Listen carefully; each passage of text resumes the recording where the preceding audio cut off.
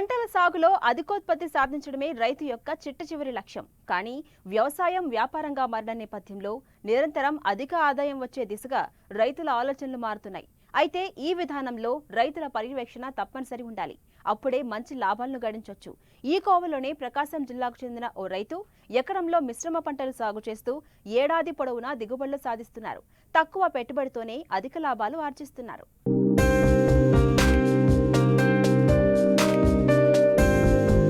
ఇదిగో ఈ వ్యవసాయ క్షేత్రం చూడండి. తీరొక్క పంటలు కనిపిస్తున్నాయి కదూ. ప్రధాన పంటగా శనగను సాగు చేస్తూ అందులోనే 4 రకాల అంతర పంటలు బార్డర్ క్రాప్ గా మరో 2 పంటలున్న ఈ వ్యవసాయ క్షేత్రం ప్రకాశం జిల్లా కొత్తపట్నం మండలం గాదిపాలెం గ్రామంలో ఉంది.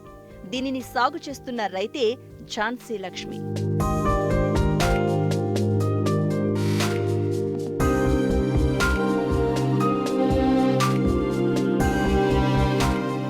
రైతు ఝాన్సీ లక్ష్మి తనకున్న ఎకరం పొలంలో రబీలో ప్రధాన పంటగా శనగను సాగు చేశారు. అయితే వాతావరణ మార్పుల కారణంగా చీడపీడలు వ్యాపించి పంట నష్టపోయే ప్రమాదం ఉంది కాబట్టి అంతర పంటలను సాగు చేస్తే ఒక పంట నష్టపోయినా మరో పంటతో ఆ నష్టాన్ని పూడ్చుకోవచ్చని ఆలోచించి అంతర పంటలను సాగు చేయాలి అనుకున్నారు. ఇందుకోసం తక్కువ సమయంలోనే చేతికొచ్చే ధనియాలు, పొద్దుతిరుగుడు, వరిగి, గోరుచిక్కుడు పంటలను అంతర పంటలుగా సాగు చేశారు. వీటికి చీడపీడలు ఆశించకుండా ఉండేందుకు రక్షక పంటలుగా జొన్న, మొక్కజొన్న, సజ్జ లాంటి పంటలను బార్డర్ క్రాప్ గా సాగు చేశారు. వీటితో పాటు జిగురు అట్టలు, లింగాకర్షక బుట్టలను పొలంలో అమర్చి చీడపీడల నుంచి పంటను కాపాడుతున్నారు. పూర్తిగా ప్రకృతి విధానంలో సాగు చేస్తూ అతి తక్కువ ఖర్చుతో ఎకరంపై ₹1,00,000 నికర ఆదాయం పొందుతూ చుట్టుపక్కల ప్రాంతాల రైతులకు ఆదర్శంగా నిలుస్తున్నారు. నేను ముఖ్యంగా ఇప్పుడు శనగ వేసుకున్నానండి. శనగలో 5 రకాల అంతర పంటలు వేసాను. దాంట్లో మెయిన్గా శనగ వేసాను. దాంట్లో ధనియం వేసుకున్నాను. తర్వాత సన్ఫ్లవరు, వరిగా, గోరుచిక్కుడు అలాగా 5 రకాల పంటలు వేసుకున్నాను. చుట్టూ బార్డర్గా జొన్న, మొక్కజొన్న అట్లా వేసుకున్నానండి. జొన్న, మొక్కజొన్న అనేది రక్షక పంట అండి. అంటే ఏదన్నా బయట నుంచి మనకు పురుగులు అలా మన పొలంలోకి అట్రాక్ట్ అవ్వకుండా అది ఒక రక్షక పంటలా మనకు ఉపయోగపడిద్ది. అలాగే అంతర పంటలుగా నేను మొక్కజొన్న అలాగే వేసుకున్నాను. ఎందుకంటే శత్రు పురుగులని అట్రాక్ట్ చేసిద్ది అనమాట. అలాగే నేను లింగాకర్షక బుట్టలు, ఎల్లో ప్లేట్స్ అలా కూడా పెట్టానండి. ఎందుకంటే ఇప్పుడు మనకి పురుగు అనేది వృద్ధి తెలుసుకోవడానికి లింగాకర్షక బుట్టలు వాడతాం. మాకు ఒకే పంట కాకుండా ఇప్పుడు ధనియాలు ఉందనుకో, ధనియాల నుంచి వెలువడే ఘాటైన వాసన వల్ల కొన్ని కీటకాలు అనేవి ధనియాలని ఆకర్షిస్తాయి. అందువల్ల ఈ శనగ పంటని ఏం చేయమన్నమాట.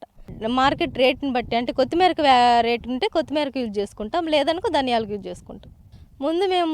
మేము తొలకరి వర్షాల కంటే ముందుగా 30 రకాలతో PMDS వేసుకోవడం జరిగింది. దాన్ని పశువుల మేతకు ఉపయోగించుకొని తర్వాత నేను 400 కేజీల ఘనజీవామృతం వేసుకొని తర్వాత నేను శనగ పంట వేసుకోవడం జరిగింది. అంటే నేను 15 రోజులకు ఒకసారి జీవామృతం స్ప్రే చేస్తాను. తర్వాత పూత దశలో పుల్లటి మజ్జిగ స్ప్రే చేశాను. అది పురుగు వృద్ధిని బట్టి దశపర్ణి కషాయం, తర్వాత కాయ దశల అగ్నాస్త్రం, మన పురుగులు ఉద్ధృతిని బట్టే కషాయాలు స్ప్రే చేయడం జరిగింది. తర్వాత గ్రోత్ ప్రమోటర్స్గా నేను egg amino acid, fish amino acid అలాగా గ్రోత్ ప్రమోటర్లుగా తీసుకోవడం జరిగింది. శనగలో వచ్చేసి పూత దశలో పూత మంచుకి రాలిపోయిద్దండి. అలాగా రాలకుండా ఉండడానికి నేను పుల్లటి మజ్జిగ స్ప్రే చేశాను. తర్వాత ఇప్పుడు కాయ దశలో ఉంది కాబట్టి అది మళ్ళీ అటాక్ చేసింది. కాయ దశలో ఇప్పుడు దశపర్ణి కషాయం అలా స్ప్రే చేసిన వల్ల పురుగు అనేది లేదండి, కంట్రోల్ అయింది. 9 క్వింటాల దాకా శనగలు. తర్వాత ధనియాలు ఒక 3 క్వింటాల దాకా ధనియాలు అవుతాయి. తర్వాత సన్ఫ్లవర్లో 2 క్వింటాల దాకా సన్ఫ్లవర్లు అవుతాయి. వరిగా వేసాను. వరిగా అవి ఒక 50 కేజీలు అలా అవుతాయి.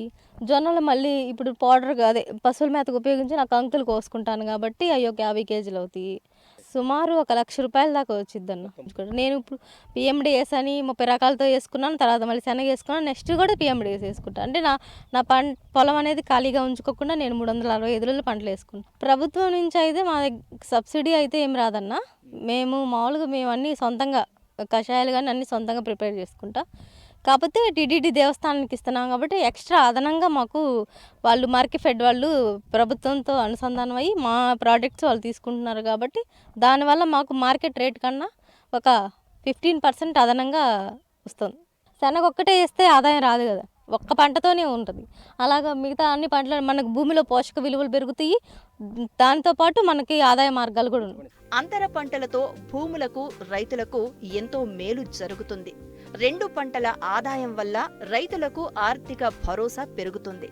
అంతేకాదు తెగుళ్ల వ్యాప్తి తక్కువగా ఉంటుంది. దీనికి తోడు పంట మార్పిడి వల్ల భూమికి ఎటువంటి నష్టం వాటిల్లకుండా ఈ పంటల నుంచి వచ్చే పచ్చి రొట్టతో భూసారం పెరుగుతుంది. ఈ పొలంలో ఝాన్సీ గారు వేశారు అనమాట. ఈవెన్ మెంటర్ దీంట్లో రైతు సాధికార సమస్యలు వీడు కూడా చేస్తున్నారు.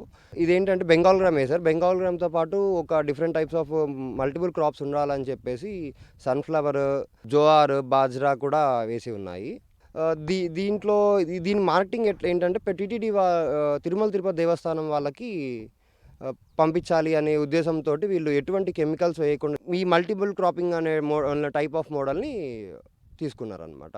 దీనివల్ల ఏంటంటే దీని మీద ఏదైతే బెంగాల్ గ్రామ్ మీద కంటే దీని మీదకి శనగ పంట మీదకి వచ్చిన చీడ కానీ పురుగు కానివ్వండి ఏదైనా సరే దాన్ని అట్రాక్ట్ చేసి దాన్ని డైవర్ట్ చేయడం చేస్తున్నారు మల్టిపుల్ క్రాప్స్ వేసి.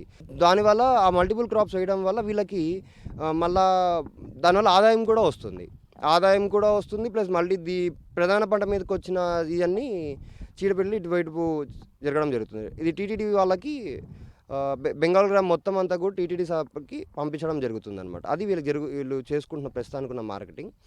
ఈ మండలంకి వచ్చేసి 2475 మంది ప్రకృతి వ్యవసాయం చేస్తున్న వాళ్ళు ఉన్నారు. ఈ గ్రామం వచ్చేసరికి 150 మంది ప్రకృతి వ్యవసాయంలో చేస్తున్న వాళ్ళు ఉన్నారు. దాంట్లో రకరకాల కేటగిరీలు ఉన్నారు. ఈ కేటగిరీషన్ అనేది ఎలా తీసుకుంటాము అంటే వాళ్ళు చేసే విధానాన్ని బట్టి, తర్వాత వాడుతున్న ఈయన బట్టి, అంటే కొంతమంది పార్షియల్గా, సీడ్ టు సీడ్గా అలా రకరకాలుగా ఉన్నారు.